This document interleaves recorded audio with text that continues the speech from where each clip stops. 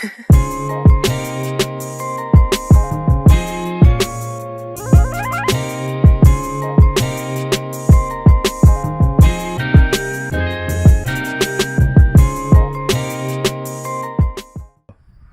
is up, gang? We're out here in school apparently, and it's a Wednesday, so we will be having some news. And they're very important this week, so pay attention. First of all, we have bowling happening Wednesday at 11 a.m. The Schoology code is right here somewhere on the screen. Make sure to slap that in the Schoology if you're interested and join the group. We will also be having vaccinations May 26th from 7 to 11. So if you're not vaccinated yet or vaccinated, make sure to stop by, get a shot, and not get COVID. Then we will also be having Decision Day. That will be happening June 4th. Make sure to talk to Pancake about it. And we will be celebrating all of your post-high school plans. I'll be there, cameraman will be there, we're all gonna be there. It's gonna be great. Make sure to talk to Pancake before.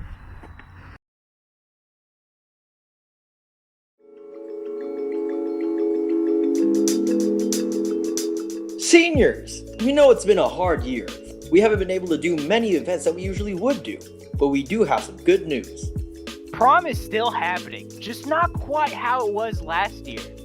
This year on May 22nd from 2 p.m. to 8 p.m. at Wild Hearts Farm in Tacoma, you can make reservations with your friends and head down to dress up and take pictures. Lucky for you, there will be photographers on site to take your pictures. For this event, it costs $5 per person to go, so make sure to save up that pocket change. There will be more information after spring break. If you have any questions, you can email or message Mrs. Langston on Schoology. And check out the sway. Take it from your fellow seniors. It's gonna be great. Signed, Sonic. Hey Rams, we need your 10-second talent videos by the first week after spring break. And feel free to include pets and family and have fun with it and show us what you've got, like this.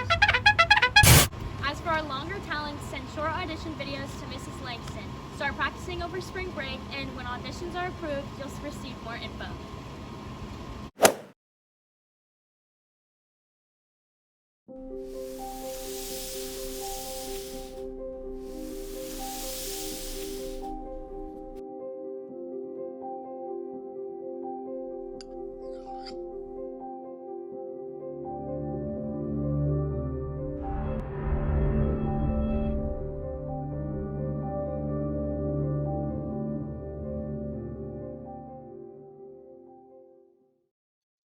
Hello, RHS students. I'm your librarian, Mrs. Shelley, and I'm here to tell you about the April Book of the Month.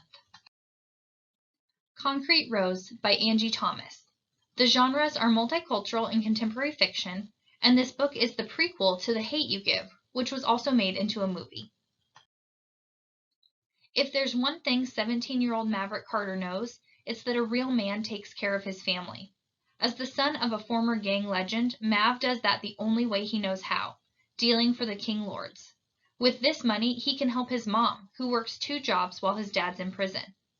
Life's not perfect, but with a fly girlfriend and a cousin who always has his back, Mav's got everything under control. That is, until Maverick finds out he's a father. Suddenly, he has a baby, 7, who depends on him for everything. But it's not so easy to sling dope, finish school, and raise a child. So when he's offered the chance to go straight, he takes it.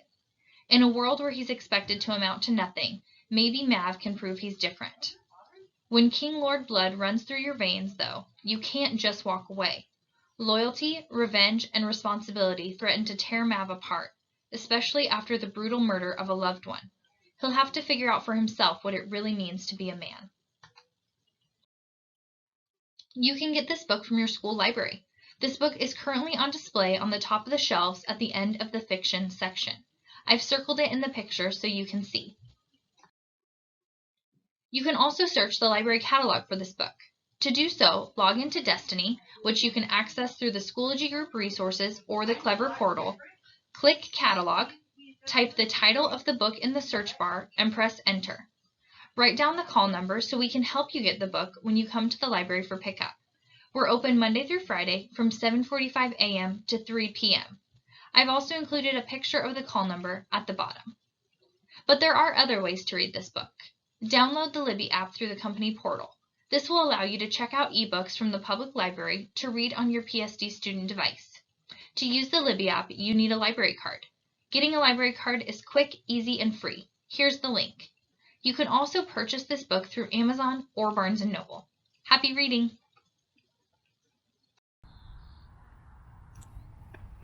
Senior Experience is also going to be happening. So, tickets will be on sale this month on the 29th. Make sure to buy them if you're interested in that. And the actual event itself will be happening on May. So with that being said, those are all the very interesting announcements. Very cool, very fun, very interesting. Stay up to date on them. And yeah. Hello Rams, welcome back to CQC. Today, Maddie's gone. She's on Mars right now. Hopefully she returns soon. And you'll notice there's two of us. That's because Andreas is going to be our guest and side host. So hopefully he can do both. Andreas is here. Yeah, he is here as a CGI expert. So we're gonna ask him some fun questions on that, and we'll just get right into it with the first one. So we're gonna go back to when the CGI first took off in a mainstream way. Just explain to me Jar Jar Binks. Yeah, so Jar Jar Binks, a fun fact about Jar Jar Binks, he was actually the first fully CGI character in a live action film. So that was the first time they tried to do things like motion capture and, you know, doing like some practical costume effects and then brushing over that with CGI. Essentially, Jar Jar Binks in the prequels is 100% CGI, just laid on top of the original actor. And, you know, as much hate as he got, at the time, he was quite the spectacle for VFX and CGI at that time. Interesting. So that mistake could have been avoided. They didn't even have to get an actor. Oh no, yeah, they definitely went out of their way with that one. Yeah. Okay, we'll go to number 2.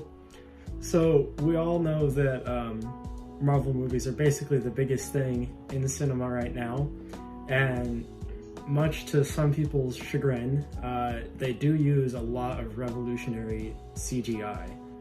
Can you explain what you think behind the way that they're moving forward with CGI to make it much more realistic compared to other movies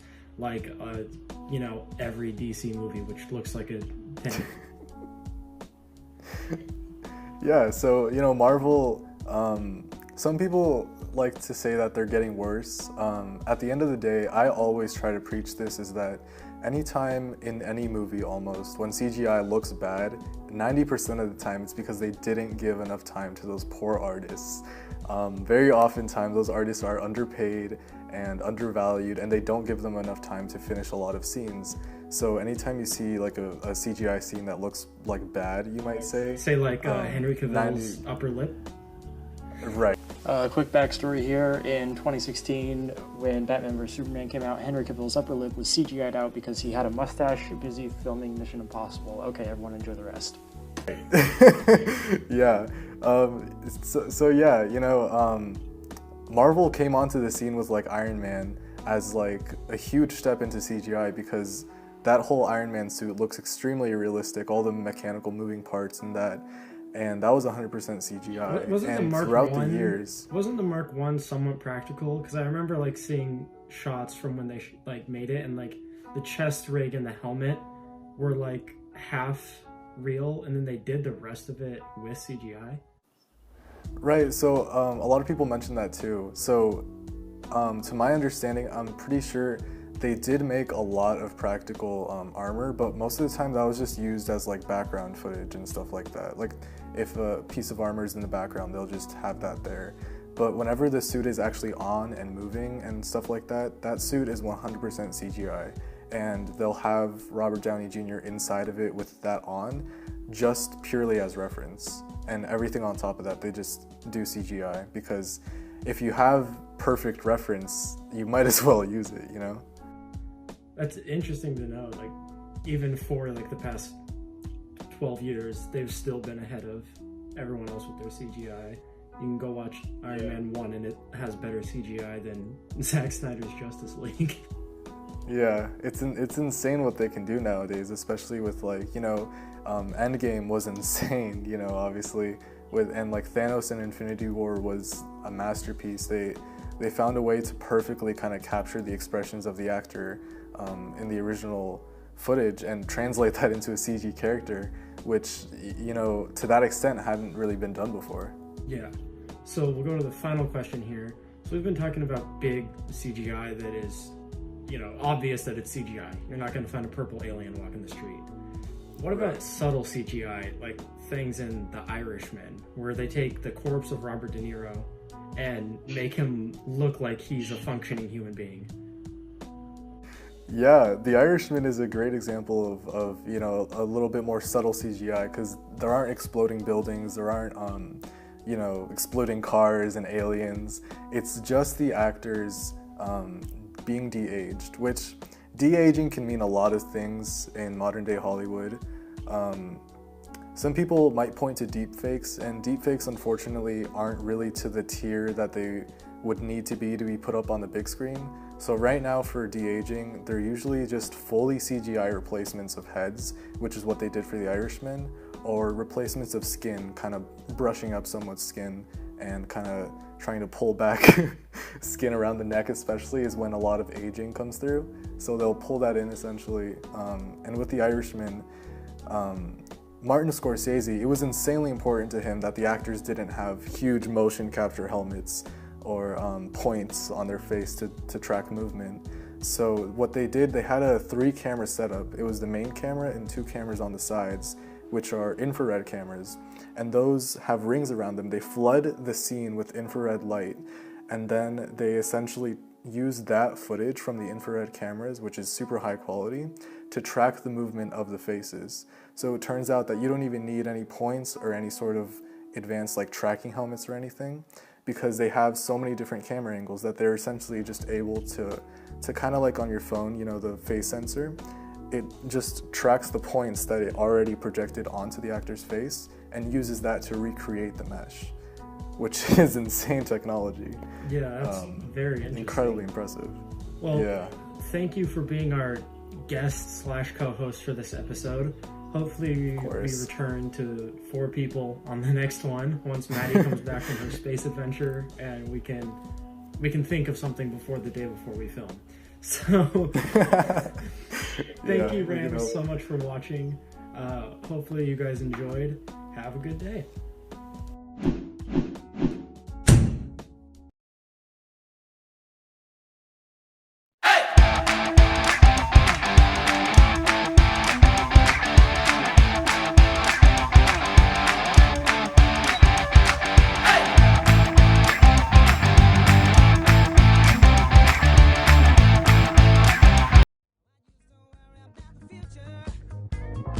But then I threw my caution to the wind.